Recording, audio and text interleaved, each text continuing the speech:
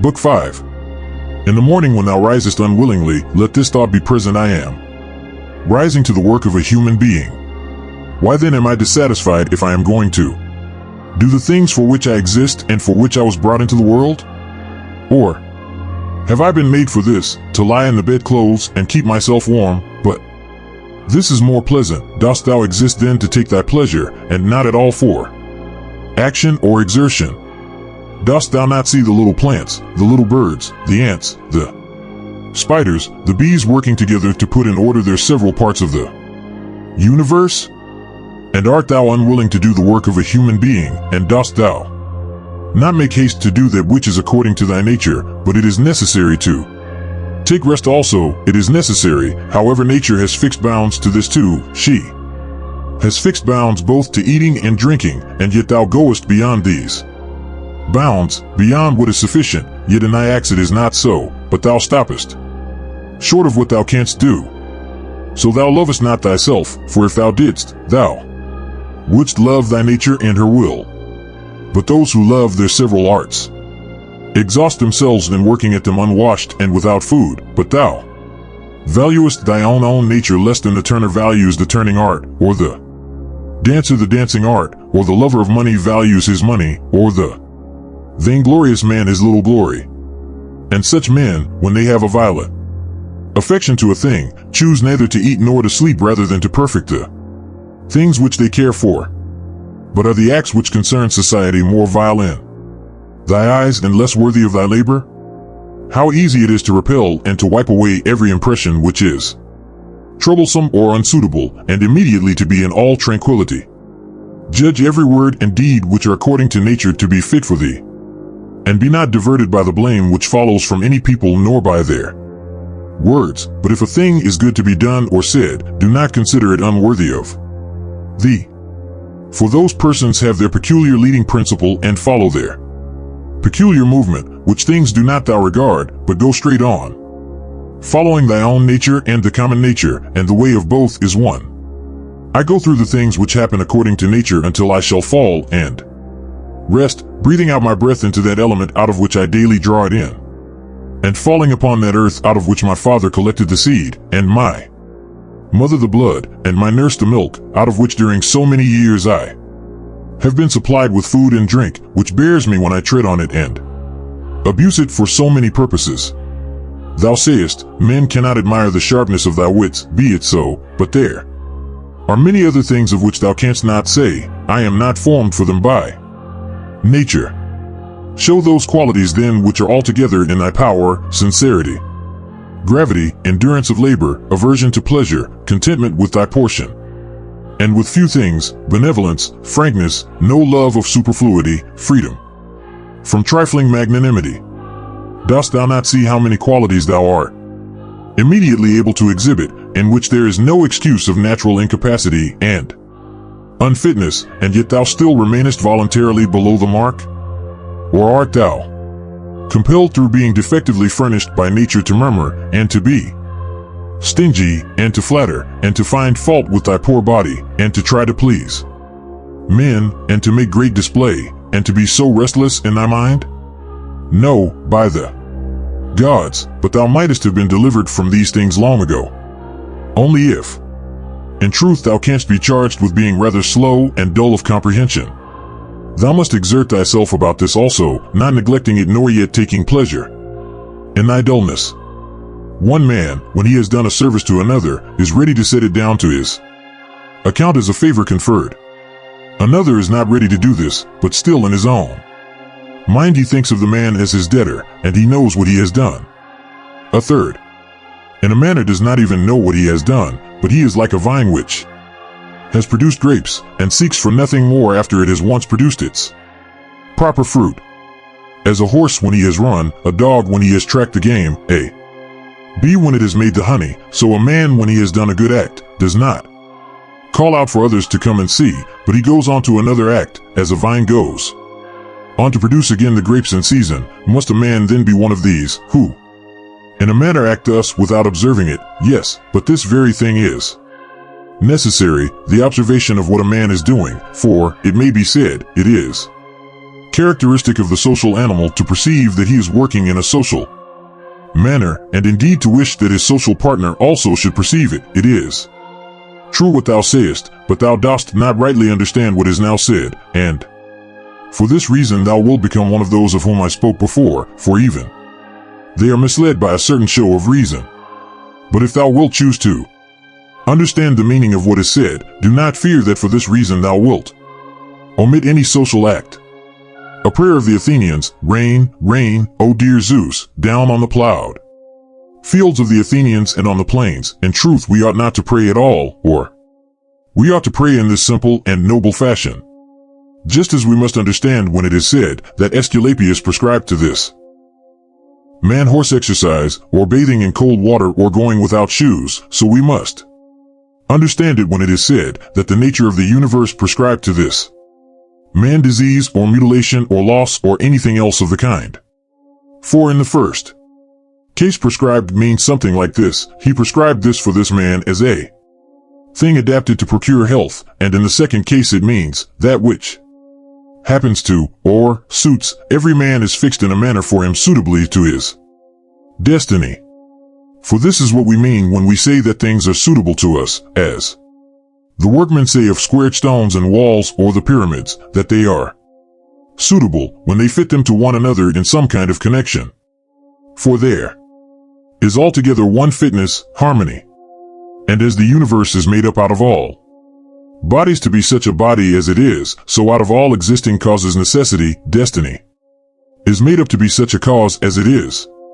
And even those who are completely ignorant understand what I mean, for they say, it, necessity, destiny, brought this to such a person, this then was brought, and this was prescribed to him. Let us then receive these things, as well as those which Aesculapius prescribes. Many, as a matter of course, even among his prescriptions, are disagreeable, but we accept them in the hope of health. Let the perfecting and accomplishment of the things which the common nature judges to be good be judged by thee to be of the same kind as thy health. And so accept everything which happens, even if it seem disagreeable, because it leads to this, to the health of the universe and to the prosperity and felicity of Zeus, the universe. For he would not have brought on any man what he has brought, if it were not useful for the whole. Neither does the nature of anything, whatever it may be, because anything which is not suitable to that which is directed by it. For 2 reasons then it is right to be content with that which happens to thee, the one, because it was done for thee and prescribed for thee, and in a manner had reference to thee, originally from the most ancient causes spun with thy destiny. And the other, because even that which comes severally to every man is to the power which administers the universe a cause of felicity and perfection, nay, even of its very continuance. For the integrity of the whole is mutilated, if thou cuttest off anything whatever from the conjunction and the continuity either of the parts or of the causes. And thou dost cut off, as far as it is in thy power, when thou art dissatisfied, and in a manner triest to put anything out of the way. Be not disgusted, nor discouraged, nor dissatisfied, if thou dost not succeed in doing everything according to right principles, but when thou hast failed, return back again, and be content if the greater part of what thou doest is consistent with man's nature, and love this to which thou returnest, and do not return to philosophy as if she were a master, but act like those who have sore eyes, and apply a bit of sponge and egg, or as another applies a plaster, or drenching with water. For thus thou wilt not fail to obey reason, and thou wilt repose in it. And remember that philosophy requires only the things which thy nature requires, but thou wouldst have something else which is not according to nature. It may be objected, why, what is more agreeable than this which I am doing, but is not this the very reason why pleasure deceives us? And consider if magnanimity, freedom, simplicity, equanimity, piety are not more agreeable. For what is more agreeable than wisdom itself, when thou thinkest of the security and the happy course of all things which depend on the faculty of understanding and knowledge? Things are in such a kind of envelopment that they have seemed to philosophers, not a few nor those common philosophers, altogether unintelligible, nay, even to the Stoics themselves they seem difficult to understand. and all our assent is changeable, for where is the man who never changes? Carry thy thoughts then to the objects themselves, and consider how short-lived they are and worthless, and that they may be in the possession of a filthy wretch or a whore or a robber. Then turn to the morals of those who live with thee, and it is hardly possible to endure even the most agreeable of them, to say nothing of a man being hardly able to endure himself. In such darkness then and dirt and in so constant a flux, both of substance and of time, and of motion and of things moved, what there is worth being highly prized or even an object of serious pursuit, I cannot imagine. But on the contrary, it is a man's duty to comfort himself, and to wait for the natural dissolution, and not to be vexed at the delay, but to rest in these principles only, the one, that nothing will happen to me which is not conformable to the nature of the universe, and the other, that it is in my power never to act contrary to my God and demon, for there is no man who will compel me to this. About what am I now employing my own soul? On every occasion I must ask myself this question, and inquire, what have I now in this part of me which they call the ruling principle? And whose soul have I now? That of a child, or of a young man, or of a feeble woman, or of a tyrant, or of a domestic animal, or of a wild beast? What kind of things those are which appear good to the many, we may learn even from this. For if any man should conceive certain things as being really good, such as prudence, temperance, justice, fortitude, he would not, after having first conceived these, endure to listen to anything which should not be in harmony with what is really good. But if a man has first conceived as good the things which appear to the many to be good, he will listen and readily receive as very applicable that which was said by the comic writer. Thus even the many perceive the difference. For were it not so, this saying would not offend, and would not be rejected in the first case, while we receive it when it is said of wealth, and of the means which further luxury and fame, as said fitly and wittily. Go on then and ask if we should value and think those things to be good, too, which after their first conception in the mind, the words of the comic writer might be aptly applied, that he who has them through pure abundance has not a place to ease himself in. I am composed of the formal and the material, and neither of them will perish into non-existence, as neither of them came into existence out of non-existence. Every part of me then will be reduced by change into some part of the universe, and that again will change into another part of the universe, and so on forever. And by consequence of such a change I too exist, and those who begot me, and so on forever in the other direction. For nothing hinders us from saying so, even if the universe is administered according to definite periods of revolution. Reason and the reasoning art, philosophy, are powers which are sufficient for themselves and for their own works. They move then from a first principle, which is their own, and they make their way to the end which is proposed to them, and this is the reason why such acts are named katorthesis, or right acts, which word signifies that they proceed by the right road. None of these things ought to be called a man's, which do not belong to a man.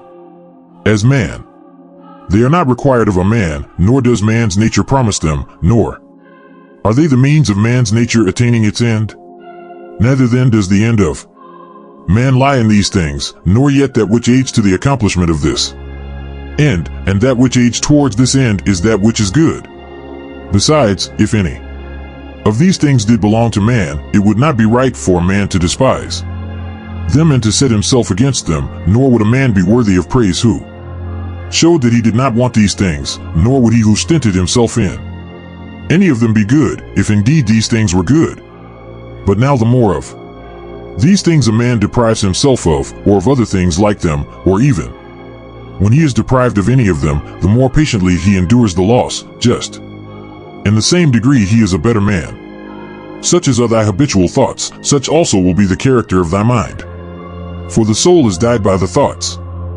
Dye it then with a continuous series of such thoughts as these, for instance, that where a man can live, there he can also live. Well, but he must live in a palace, well then, he can also live well in a palace. And again, consider that for whatever purpose each thing has been constituted, for this it has been constituted, and towards this it is carried, and its end is in that towards which it is carried, and where the end is, there also is the advantage and the good of each thing. Now the good for the reasonable animal is society, for has been shown above. Is it not plain that the inferior exist for the sake of the superior? But the things which have life are superior to those which have not life, and of those which have life the superior are those which have reason. To seek what is impossible is madness, and it is impossible that the bad should not do something of this kind. Nothing happens to any man which he is not formed by nature to bear. The same things happen to another, and either because he does not see that they have happened, or because he would show a great spirit, he is firm and remains unharmed. It is a shame then that ignorance and conceit should be stronger than wisdom. Things themselves touch not the soul, not in the least degree, nor have they admission to the soul, nor can they turn or move the soul, but the soul turns and moves itself alone, and whatever judgments it may think proper to make, such it makes for itself the things which present themselves to it. In one respect man is the nearest thing to me, so far as I must do good to men and endure them. But so far as some men make themselves obstacles to my proper acts, man becomes to me one of the things which are indifferent, no less than the sun or wind or a wild beast. Now it is true that these may impede my action, but they are no impediments to my affects and disposition, which have the power of acting conditionally and changing, for the mind converts and changes every hindrance to its activity into an aid, and so that which is a hindrance is made a furtherance to an act, and that which is an obstacle on the road helps us on this road. Reverence that which is best in the universe, and this is that which makes use of all things and directs all things. And in like manner also reverence that which is best in thyself, and this is of the same kind as that. For in thyself also, that which makes use of everything else, is this, and thy life is directed by this. That which does no harm to the state, does no harm to the citizen. In the case of every appearance of harm apply this rule: if the state is not harmed by this, neither am I harmed. But if the state is harmed, thou must not be angry with him who does harm to the state. Show him where his error is. Often think of the rapidity with which things pass by and disappear, both the things which are and the things which are produced. For substance is like a river, in a continual flow, and the activities of things are in constant change, and the causes work in infinite varieties, and there is hardly anything which stands still.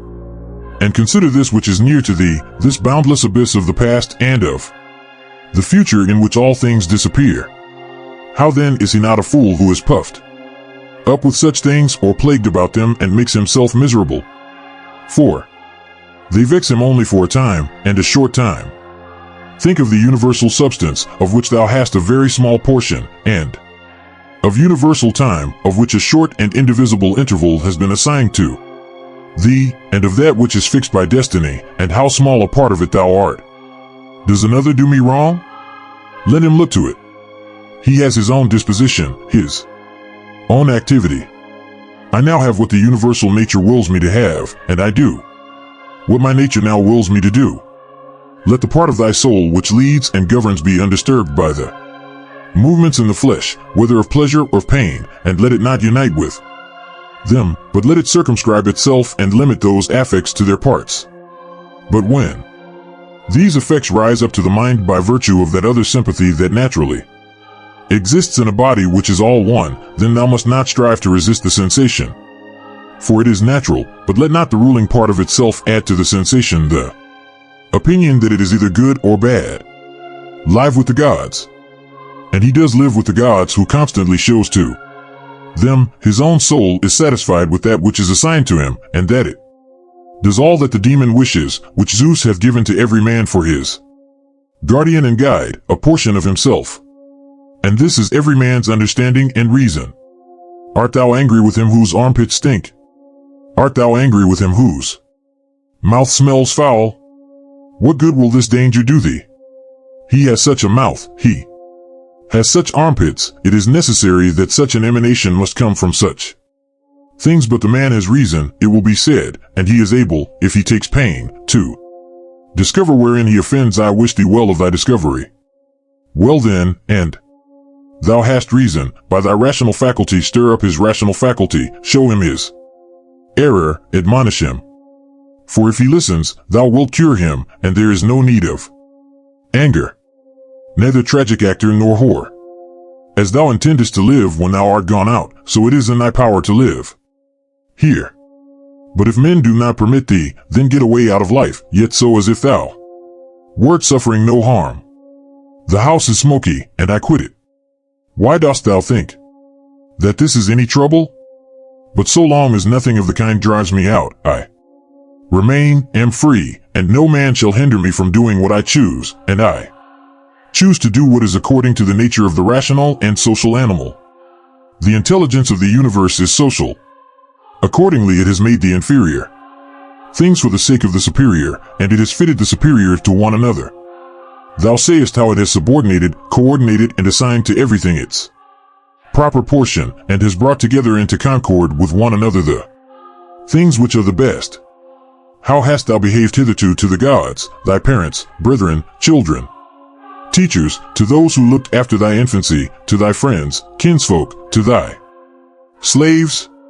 Consider if thou hast hitherto behaved to all in such a way that this may be said of thee, never has wronged a man in deed or word. And call to recollection both how many things thou hast passed through, and how many things thou hast been able to endure, and that the history of thy life is now complete and thy service is ended, and how many beautiful things thou hast seen, and how many pleasures and pains thou hast despised, and how many things called honorable thou hast spurned, and to how many ill-minded folks thou hast shown a kind disposition. Why do unskilled and ignorant souls disturb him who has skill and knowledge? What soul then has skill and knowledge? That which knows beginning and end, and knows the reason which pervades all substance, and through all time by fixed periods, revolutions, administers the universe. Soon, very soon, thou wilt be ashes, or a skeleton, and either a name or not. Even a name, but name is sound and echo. And the things which are much valued in life are empty and rotten and trifling, and like little dogs biting one another, and little children quarreling, laughing, and then straightway weeping. But fidelity and modesty and justice and truth are fled up to Olympus from the widespread earth. What then is there which still detains thee here? If the objects of sense are easily changed and never stand still, and the organs of perception are dull and easily receive false impressions, and the poor soul itself is an exhalation from blood. But to have good repute amidst such a world as this is an empty thing. Why then dost thou not wait in tranquility for thy end, whether it is extinction or removal to another state? And until that time comes, what is sufficient? Why? What else than to venerate the gods and bless them, and to do good to men, and to practice tolerance and self-restraint, but as to everything which is beyond the limits of the poor flesh and breath, to remember that this is neither thine nor in thy power. Thou canst pass thy life in an equable flow of happiness if thou canst go by the right way, and think and act in the right way. These two things are common, both to the soul of God and to the soul of man, and to the soul of every rational being, not to be hindered by another, and to hold good to consist in the disposition to justice and the practice of it, and in this to let thy desire find its termination. If this is neither my own badness, nor an effect of my own badness, and the commonweal is not injured, why am I troubled about it? And what is the harm to the commonweal? Do not be carried along inconsiderately by the appearance of things, but give help to all according to thy ability and their fitness, and if they should have sustained loss in matters which are indifferent, do not imagine this to be a damage, for it is a bad habit. But as the old man, when he went away, asked back his foster child's top, remembering that it was a top, so do thou in this case. Also, when thou art calling out on the rostra, hast thou forgotten, man, what these things are? Yes, but they are objects of great concern to these people. Wilt thou too then be made a fool for these things? I was once a fortunate man, but I lost it, I know not how, but fortunate means that a man has assigned to himself a good fortune, and a good fortune is good disposition of the soul, good emotions, Good actions.